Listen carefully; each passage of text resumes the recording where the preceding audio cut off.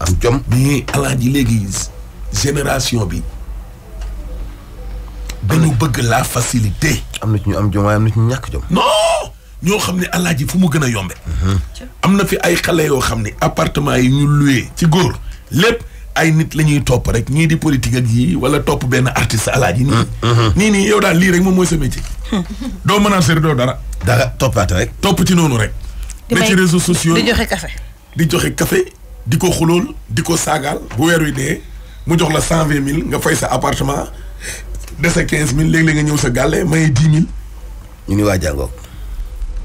alaaj loo gis day jeex. am na fi ay artistes yoo xam ne 20 ans ci ginnaaw ku leen ne woon nit ñi dinañu toog lu tolloog atu yàlla ñaari atu yàlla dootuñu leen dégg ngeen di way jarul may tudd seen tur. te foo tëgg du fees. dañ naan du dëgg. kenn du dem rangale ñeenti oto ñii juróomi oto ñii ñeenti jabar ñii ñett xew di yaataa yumbe xew alaaji xew xam nga xew day am xew. diw temps yi mooy bës moo xew nga téye réew mi lu tolloog ñaari atu yàlla yoo xam ne alaaji yënguwul. liñ naan diw dafa poñe réew mi. ni ko ciixtee. am na liñ toll nii nag waxuma la poñe waaye yow la situation bi mujj poñe. maa la ko wax de. dematoo dikkatoo.